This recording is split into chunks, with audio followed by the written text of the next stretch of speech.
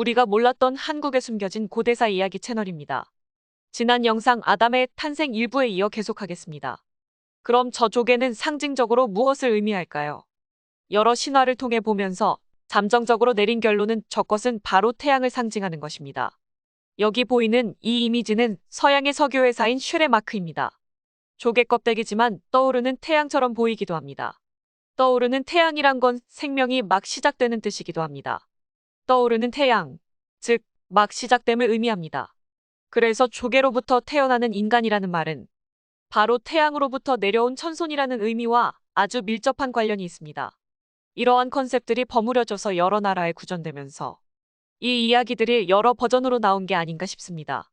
그리고 여화의 이야기를 같이 한 이유는 바로 인어공주 이야기하고도 관련이 있기 때문입니다. 인어공주 컨셉은 조개 속의 하반신은 물고기, 상반신은 인간인 여자입니다.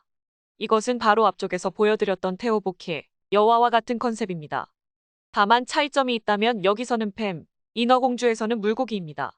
그런데 사실상 이거는 별로 중요하지 않습니다. 왜냐하면 테오보키와 관련된 고대벽화를 보면 테오보키와 여화를 뱀으로도 묘사하고 새로도 묘사하고 물고기로도 묘사합니다. 결국 핵심은 바로 이 하반신의 모양이 물고기, 뱀, 새. 이것들의 공통점은 비늘갑옷이라는 겁니다. 고대인들이나 바닷가에 사는 사람들은 아무래도 물고기를 많이 잡다 보니 하반신이 비늘갑옷을 입은 사람들을 보면 하반신은 물고기라고 묘사했을 겁니다. 그리고 내륙지방이나 산간지방에 사는 사람들이 만약에 저런 생김새를 봤다면 뱀이라고 했겠죠. 또 평야지대에 사는 사람들이 봤다면 뭐라고 그랬을까요? 새의 깃털이라고 얘기했을 겁니다. 결국 핵심은 비늘갑옷입니다. 비늘갑옷을 입은 사람들을 어떻게 해석하느냐는 바로 그 문화에 노출된 사람들이 자주 본 친숙한 물건을 바탕으로 묘사하기 때문에 나온 결과물이 아닌가 생각합니다. 그래서 조개 속에 있는 하반신이 물고기인 인어공주는 바로 천지창조를 했다는 여화와 관련된 인물이라고 생각합니다. 그리고 저러한 컨셉이 나중에 비너스의 탄생이라든가 다른 신화에서도 여러 개의 비슷한 버전으로 갈라져 나갑니다. 조개 속에서 태어난 인물은 태양으로부터 나오는 천손강림 사상을 상징적으로 묘사한 것으로 볼 수 있습니다. 다음은 조금 잔인한 그림인데 사람들의 시체가 보입니다. 진흙으로 인간을 만들었다는 것을 저는 전혀 믿지 않습니다. 그러면 진흙으로 인간을 만들었다는 내용은 어떻게 해석할 수 있을까요? 아까도 얘기했듯이 테오보키와 여화가 살았던 지역은 파미르의 신장 위구르 자치구 고산지대입니다. 고대의 이유는 알 수 없으나 엄청난 폭우와 빙하가 녹으면서 대홍수가 났고 저 지대가 다 물에 잠겼습니다. 지금도 물에 잠겨 있습니다. 그러다 보니 아래쪽에 살던 사람들이 홍수를 피해서 산 위로 올라가다가 생긴 해프닝이 아닐까 하고 보는 것입니다. 고대의 저 파미르 지역의 주변은 늪지대였습니다. 홍수에 휩쓸려 배에 타지 못했던 많은 피난민들이 마른 땅을 찾아서 산으로 올라갈 때 파미르 쪽으로 탈출한 것 같습니다. 이런 사람들이 걸어서 올라가다 보니 진흙이 있는 늪지대를 통과하게 됩니다. 그러면 몸은 완전히 진흙투성이가 되고 또한 늪지대이기 때문에 갈대가 많아서 온몸이 진흙과 갈대 범벅이 됩니다. 그런 상태로 올라가다 보면 당연히 힘들어서 탈진도 되고 쓰러질 것입니다. 그러면 이렇게 진흙범벅으로 쓰러져 있는 사람들을 산 위에 있던 테호보키와 여화, 그 외에 여러 생존자들이 늪지대로 내려가서 그 사람들을 끄집어낸 다음에 인공호흡으로 숨결을 불어넣어주니 살아나게 됩니다. 이것을 묘사한 것이라고 생각합니다. 즉, 진흙으로 인간을 만들고 숨결을 불어넣어서 사람을 만든다는 이야기는 진짜 진흙으로 만들었다는 게 아니라 대홍수 때 인류가 전멸당하는 시점에 살아남은 일부의 생존자들을 늪지대로부터 끄집어내서 인공호흡을 하던 이야기가 그렇게 묘사된 게 아닌가라고 보이는 겁니다. 자, 그렇다면은 진짜로 늪지대였을까요? 여기는 몽골 지역인데 카자흐스탄 러시아 몽골 국경 지역의 거대한 산림, 알타이산의 지류입니다. 여름인데도 눈이 있는데 여기가 만년설이 있는 지역입니다.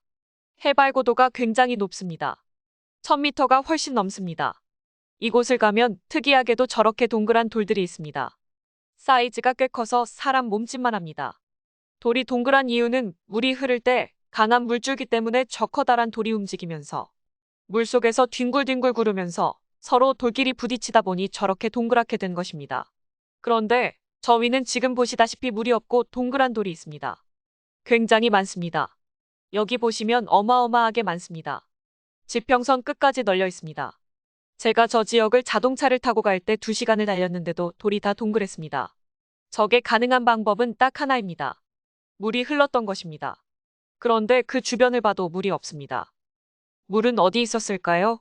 없어졌습니다. 왜냐하면 지금 저 지역에는 동그란 돌들만 있는데 아마 고대에는 저 옆에 높이가 1km 정도 되는 빙하가 있었을 겁니다. 그 빙하가 녹아 없어진 것입니다.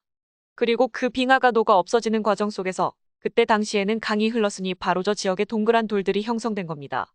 그런데 그 동그란 돌들이 형성된 범위가 수백, 수천 킬로미터입니다. 그리고 실질적으로 저 지역을 가보면 강의 흔적이 있고 몇몇 지류가 지금도 명맥만 살아남아서 개울처럼 흐르고 있습니다. 이 그림을 보시면 저기 알라타우라고 써 있고 여기 밑에는 이시쿨이 있습니다. 평지가 보이는 여기가 바로 파미르입니다. 파미르에 오는 길에 저쪽은 알타이산.